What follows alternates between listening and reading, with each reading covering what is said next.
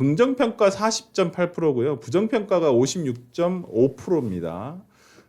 코리아 리서치, 그러니까 천지일보 의뢰고 코리아 정보 리서치라는 곳에서 조사를 한 내용인데요.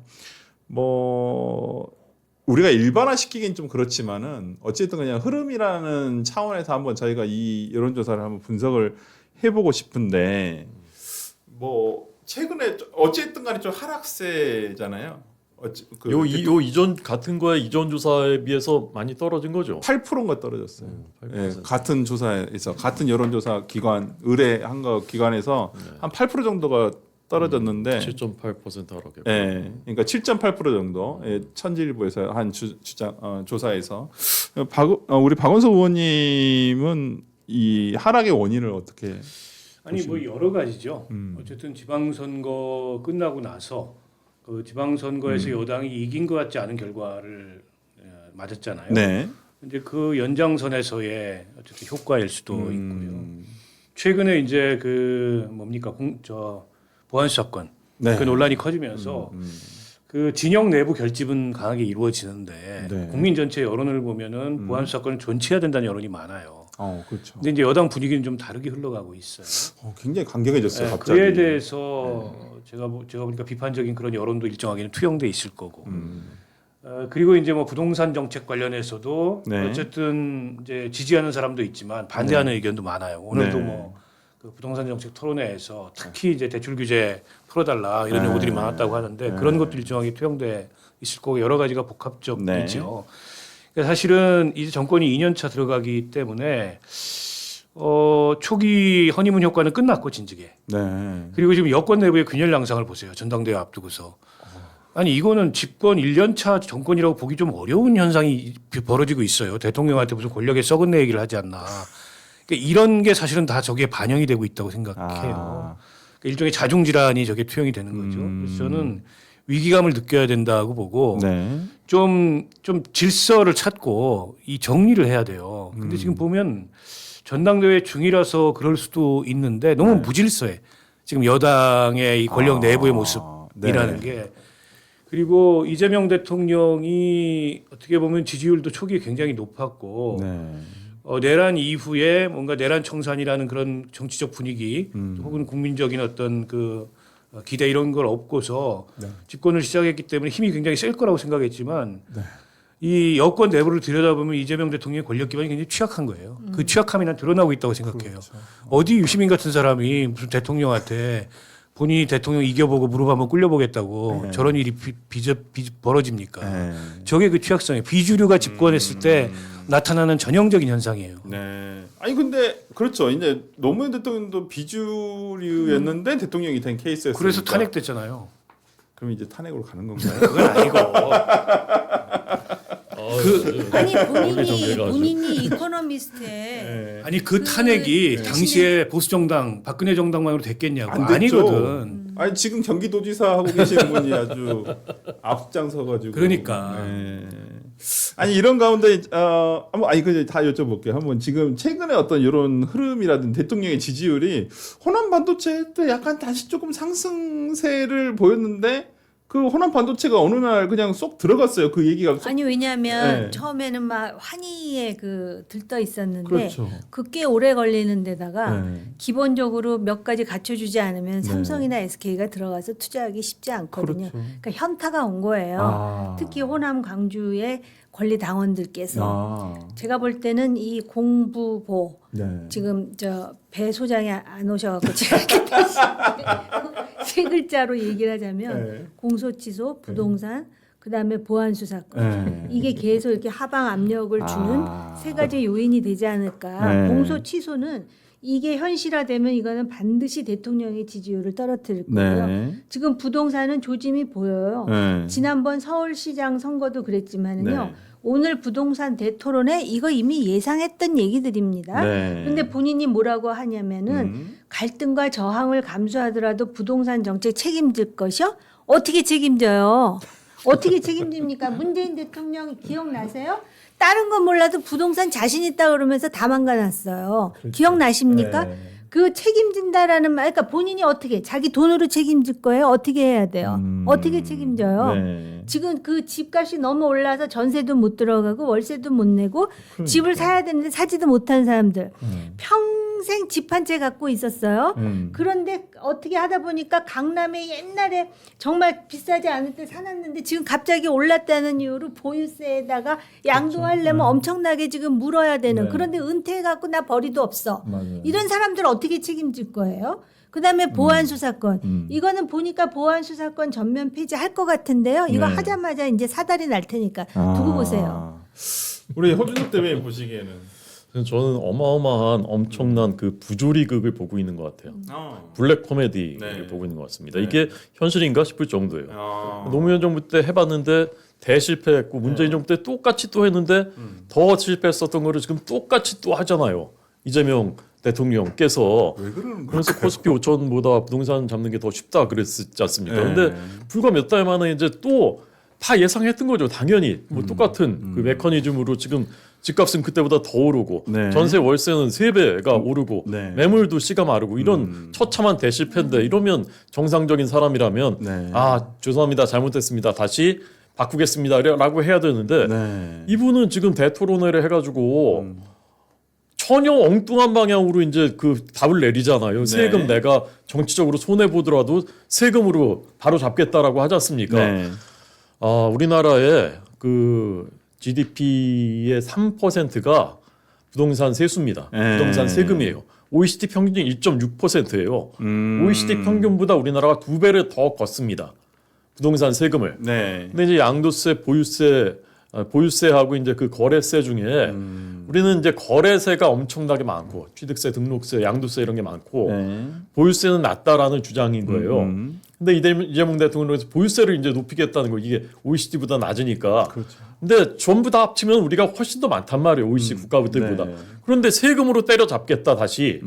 이게 안 되는 걸 뻔히 알면서도 이런단 말이죠. 근데 더더군다나 이틀 전에는 본인의 집을 한 푼도 손해 보지 않겠다는 그 일념으로 버티다가 이제 결국 팔았는데 17.7억을 근처당을 하고 네. 그러면서 본인은 그렇게 하면서 그 서민들한테는 이 집도 못 사게 해놓고 이러면서 네. 이렇게 토론해가지고 세금을 더 걷겠다.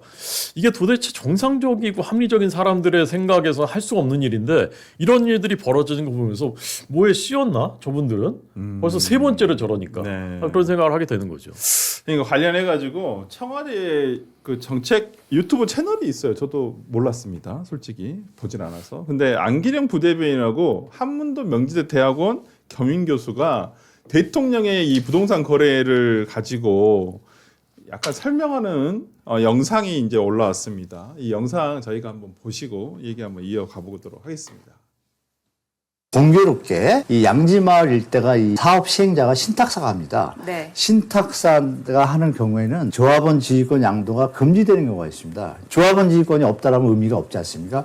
그 사정을 어떻게 보면 딱히 여겼다기보다는 좀 반영해서 네. 대통령께서 근저당을 설정하신 겁니다. 그러니까 매수자를 고려한 대통령 어떤 매매 어떤 행위라고 보시면 맞는 것 같습니다. 이자를 받지 않기로 한 것으로 확인이 됐습니다. 네, 이 부분도 일단 대통령이 뭐 배려를 한 걸로 보입니다.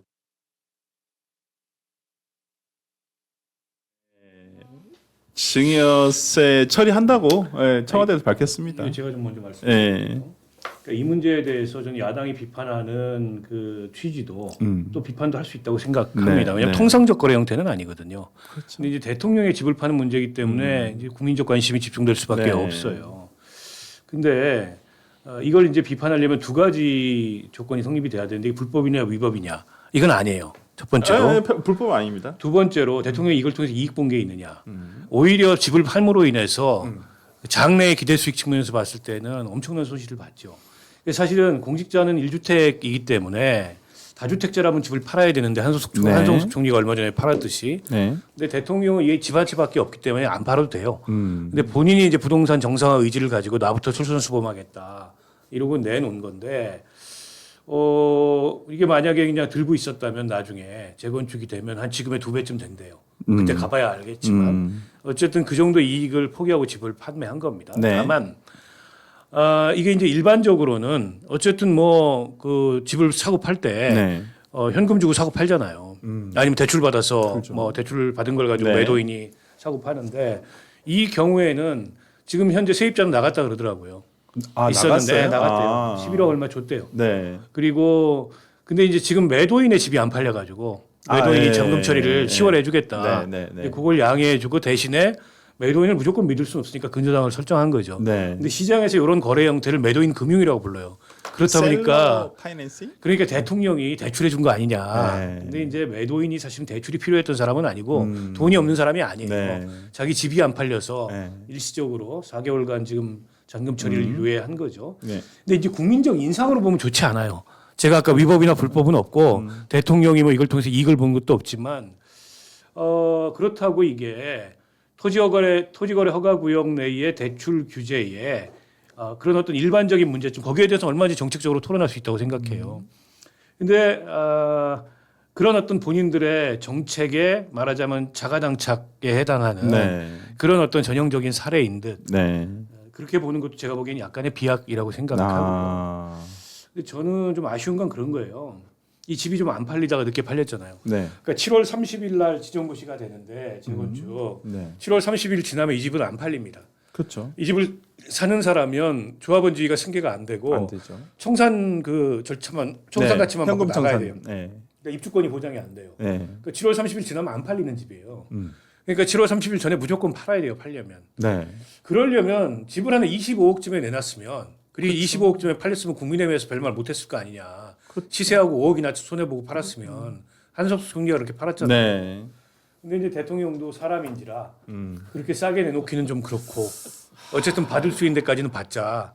이래서 뭐 종전 거래에 비해서 1억 정도 지금 싸게 팔렸다는 거예요. 네. 그 점이 아쉬워요. 네. 한 25억쯤에 그냥 조금 손해 보더라도 내놨으면 훨씬 일찍 팔렸을 거고 저런 거래 형태가 아닌 형태로 팔렸을 수도 있어요. 그렇죠. 그 점이 좀 아쉬운- 일시불도 가능했어요. 그 점이 좀 아쉬운 거예요. 근데 어제 TV조선의 그 취재를 보면 네. 31억은 호가로 이렇게 나와 있는데 실제 거래는 28억, 29억 정도 이루어진다는 거예요. 그러니까 그 네, 제가 보고 파신 거네요. 손해를 본 게 아니고 이제 매매가 중에 실제 거래가 중에 높게 받으신 편입니다. 그리고 네. 이게 이제 히스토리를 우리가 기억해야 되는데 이 집이 처음에 이제 문제가 되기 시작한 게 언제냐? 계양을에 출마했을 때 이제부터입니다. 네. 거기 출마하시면서 거기 국회의원인데 분당의 집은 왜 갖고 있냐 그랬더니 그때 내놨었어요. 내가 팔겠다 하면서. 네. 그러다가 어느 순간 이제 걷어들였습니다. 이 기사로 다 나와 있어요. 네, 네, 네. 그러니까 왜 그러면 그 실제로 팔 마음도 없으면서 내놓는 척했다가 네. 걷어들였느냐? 네. 여기 이제 재건축이 예정돼 있으니까 자꾸 이제 오르는 거죠. 그러니까 네. 손해 보기 싫으니까 이제 걷어들인 거로 이제 다 이제 네. 봤단 말입니다. 네. 그러다 이제 대통령이 되셨어요. 네.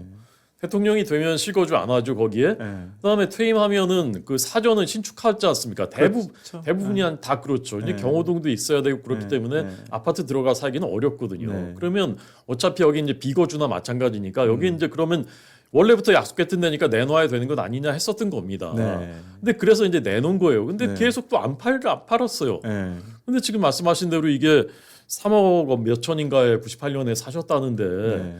25억에 내놓으셨어도 차익이 얼마예요?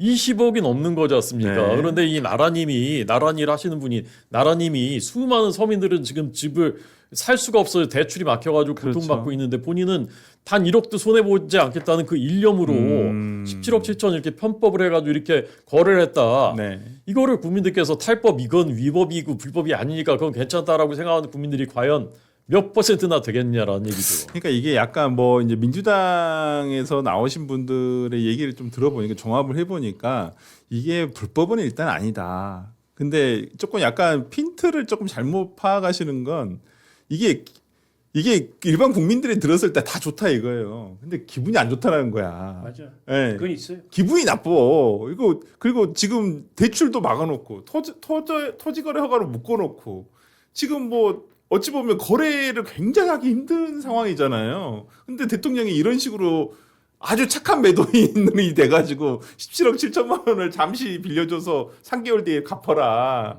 근저당만 할게. 뭐 이렇게 하는 부분에 있어서 참 이게 어떤 정책이나 예. 어떤 행위를 할 때 그것이 옳고 그름의 측면이나 네. 법적으로 이걸 해도 되고 음. 하면 안 되고 이런 측면 말고 네. 이게 이제 이 이른바 국민들의 정서에 네. 감정에 어떻게 비춰지는지 어떻게 이게 보일지 네. 이런 것까지도 사실은 고려해야 되는데 네. 그 측면의 고려가 제가 보기에는 충분치 못했고 그래서 저는 그 점이 아쉬운 거예요. 좀 한 몇 억 내려가지고 일찍 파시지. 아니 그리고 그랬으면- 이게 솔직히 저는 돈을 충분히 챙겼다고 생각하는 게 뭐냐면 이게 2분의 1 공유 지분이잖아요. 근데 이게 김혜경 여사는 지금 그 조건이 안 된다는 거잖아요. 지금 그 조합원 그 지위 요건이 5년 뭐 거주 10년 소유인데 안 된다. 2018년 7월 30일이 지나버리면 이분은 안 돼. 그러니까 여기 대해서 조합원 지위 양도는 2분의 1 지분밖에 안 되는 거예요. 그러면 이 지분 그럼 이분은 이 새로 산 사람은 어떻게 돼요? 아니 이제 원래 가정대로는 그냥 가지고 계셨다면 이재명 대통령만 조합원의 지위를 가질 수가 2분의 1에 대해서만 가지고 있고 2분의 1은 못 가지는 거야. 그럼 이런 지분 되게 매물이 헐값이 팔리거든요. 왜냐면 아니 2분의 1밖에 조합원 지위가 없는데 그래서 저는 그럼 이 새로 산 사람도 그럴 거 아니에요? 아니 이분은 지금 30일에 받았기 때문에 이전을 이미 이전을 받았기 때문에 이번 달 말까지만 받으면 이분은 조합원의 자격이 생겨요. 그래서 지금 이렇게 한 거죠 이번 달에. 네. 아니 그래. 그럼 여러 가지 고려를 잘 했네. 다 해가지고 하신 거예요. 근데 그러네. 왜냐면 이것도 이게 이기인 총장이 내 가지고 있었으면은 50억짜리잖아. 아니 그 정도 생각해 줘야지. 반만이라는 거야. 반밖에 안 된다니까요. 반은 반만. 물딱지가 부인 되니까. 몫으로 된 그러니까 거야. 김혜경 여사 부부는 물딱지가 돼요. 아니 물딱지가 돼도 네. 물딱지가 돼도 거기에 입주할 권한은 있잖아요. 입주할 거나? 입주할 권한이 있지. 아니, 조합원 그 지위가 정확하게 어떻게 되는지 있는데. 모르겠어. 하여튼 그 부분은. 하여튼 근데 그래서 이게 참 사단이 난 게 왜 이런 사단이 났냐 보니까 이기인 사무총장이 성남시 시의원 시절에 그 얘기를 이게 성남시장 시절에 98년도에 이전을 한 거잖아요. 그러니까 98년도에 구입을 하고 2018년도에 이걸 김혜경 여사 때 부인한테. 반을 증여를 하거든요. 네. 근데 그때 뭐 했었냐면 대통령 나오려고 그 동상이몽이라는 SBS 그 프로그램이 있는데 그때 성남 경기도지사로 나갔던 거예요. 근데 뭐 거기서 이제 프로그램에 거의 이제 이렇게 프로그램 마지막이 뭐였냐면 김혜경 여사 때 집의 절반을 이전을 시켜주는 걸로 끝나는 거였었어요. 이미 했다는 거 아니야, 근데. 아니 그때 그때 이전을 이미 해준 거예요. 증여를 한 거죠. 증여를. 근데 이게 10년을 소유하고 있어야지만 조합은 지위가 나오는 아니 거거든요. 그때만 해도 재건축이 될지 몰랐던 거 있지. 이게 그렇죠. 아니, 이제 지금 뭔 얘기였겠죠. 오래되면 재건축 아니 그래도 근데 그게 난 좀 언제 이해가 될지 안 기약이 가는데 없는 거지. 어떻게 지금까지 소유한 사람은 네. 2018년부터 네. 물딱지가 되는데 새로 산 사람은 아니 이런 7월 30일 기준입니다. 이번 달 기준으로 해서 소유권이 완벽하게 아니, 다 있잖아요. 이번 달에 7월 30일 날 사업 시행 인가가 결정이 나요. 근데 사업 시행 인가가 난 다음에는 조합원 지위가 승계가 안 됩니다. 그래서 잔금을 안 치렀지만 미리 소유권 이전 등기를 해서 이 매수인이 조합원 지위를 승계할 수 있도록 만들어 준 거예요. 그래서 그 점에 이제 조합원 매수인의 사정을 봐줬다는 게 그 얘기입니다. 아니 근데 그건 그런데 그 반을 소유하고 있는 김혜경 근데 저는 여사는 그게 무슨 아예 얘기인지 모르겠어요. 그러니까 권한이 아무 없는 상관이 없어. 거잖아. 이재명 대통령이 그 재건축됐을 때 거기에 입주권을 갖는 거하고 이 2분의 1 지분하고는 아무 상관이 없어요. 아니 지분이 없으면 그 집을 산 사람은 현금으로 청산을 받아야 된대요. 아니 근데 지화분 지위는 승계됐잖아요. 조합원은 남편 것만 반이 된 거지. 반만 무슨 가지. 상관이 있어요? 아니 그러면은 그, 반이 된 지위가 승계가 됐는데 그거 정확하게 모르겠어요. 아니 반이 될 걸 네. 그러면. 그런 게 아, 어디가 이건 있습니까? 진짜. 재건축을 제가 아파트를 알아보지를 못해봐가지고. 아니 지금도 예를 들어서 50평을 가지고 있는데 분담금이 아니, 그렇다고- 훨씬 높잖아. 그렇다고- 그러면 작은 평수로 가는 사람도 그렇다고 있어요. 저 집이 12억 5천짜리를 29억을 받은 건 아니잖아요. 아니, 근데 재건축해서 그 재건축될 아파트에 들어가서 살 것도 아닌데 그럼 그 투기잖아요 그거는. 아니 근데 저 지금 물어보고 싶은 건 이건 불로소득이 아니에요. 불로소득이죠. 부동산 가격이 오른 게 불로소득이 아니 아닌 뭐 게 있어요 땅을 세상에. 팠어요. 시멘트를 자, 한번 이렇게 발랐어요. 생각해 봅시다. 네. 국민의힘의 의원들이나 정치인들도 강남에 집 가진 분들 많아요. 많죠. 98년도에 그 집을 얼마 주고 샀을까요? 현재하고 그 본인들이 사시는 집하고 차이가 어느 정도 될까요? 국민의힘 의원들은 그걸 문제 삼지 않잖아요. 이건 아무것도 아닐 거예요. 아니 그러니까 대통령이 지금 이거 직접 때려 잡잖아요. 지금 어제 이거는. 그랬잖아요. 불로소득은 국민통합저의 주범이다. 이렇게 말씀을 하셔가지고 왜 본인이 이런 얘기를 근데 하시는지. 1가구 1주택이니까 다주택자도 아니고. 그럼 새로 사신 분에게 불로소득을 주시는 거야?